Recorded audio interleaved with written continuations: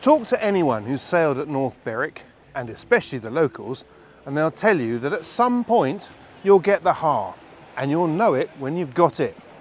And today, day 5, the final day of the RS400 National Championships, was that day. We knew it because the visibility dropped. We could no longer see the other side of the Firth of Forth. Temperature dropped a little bit too, and the fog rolled in. We had a bit of a postponement whilst we waited for it to lift, but eventually it did. But what didn't come in any abundance was the breeze.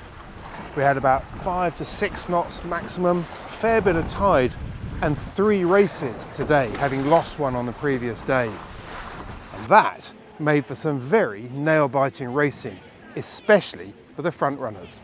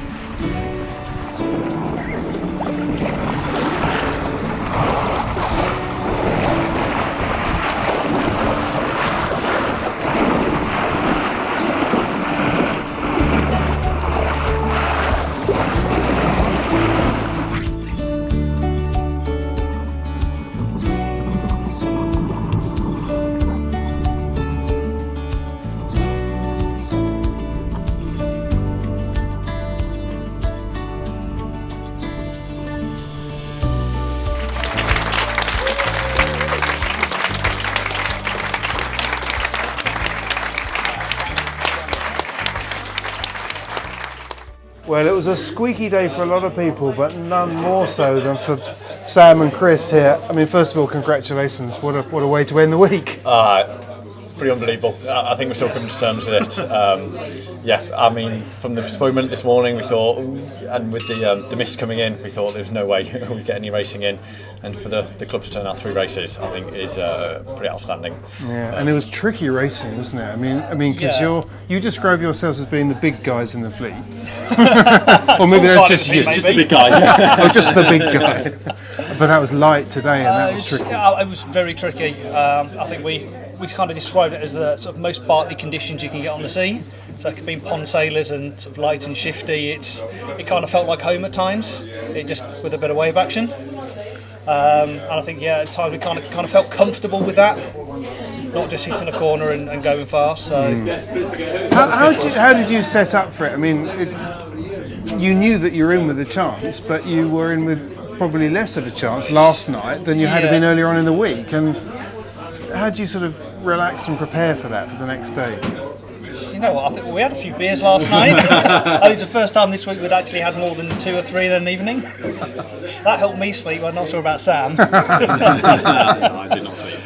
And today you kind of knew you had a job to do. It was pretty simple for us, wasn't it? We knew that Chris and Rachel had been pretty consistent all week, so we just knew we had to go out and win a couple of races, whatever happened. So in that way, sort of the maths was fairly simple. When you get out there, the job itself is a little more tricky. But I think with our starting, we didn't say any more than we just want to get ourselves onto the race course cleanly.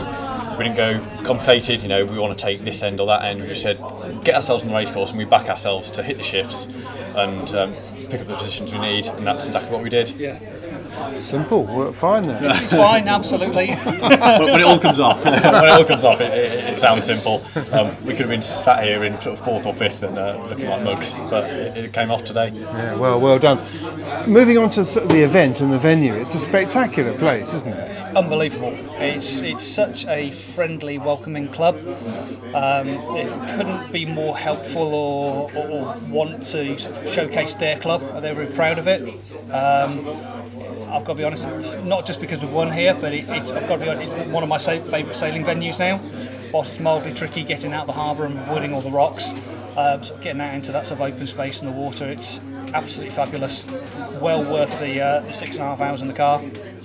And it's got a bit of everything, hasn't it? I mean, that's the other thing. That's the thing that struck me about it. It's tidal, it's sea, there's waves, there's sea breeze, there's the heart. Yeah, exactly. Yeah, precisely. I mean, there couldn't have been, I think, a fairer test throughout the week of a national fleet. You know, we've had fairly breezy stuff on the first day, blowing from the one direction, and then come the end of the week, it's blowing the other direction.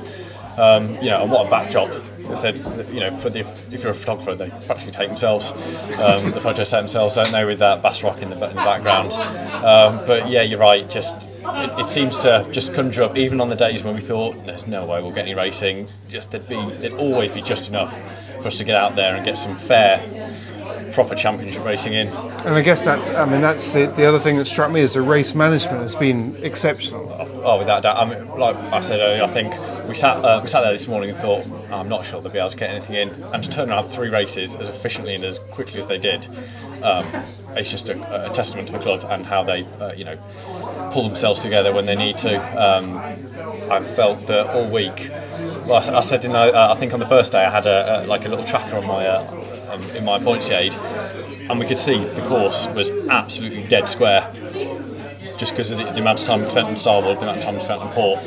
And you know, that didn't change all week. All the courses were absolutely spot on. And you know, like today when it was shifting around the place, what was it? We got postponed after one start, and it took them 5 minutes to reset and get us going again. We've been to clubs where that takes 20 minutes, 50, half an hour. It really was outstanding. Yeah, good stuff. Well, once again, congratulations, well done, well deserved victory. Thank you very much. Thank you very much. Thank you. Look forward to next year. Indeed.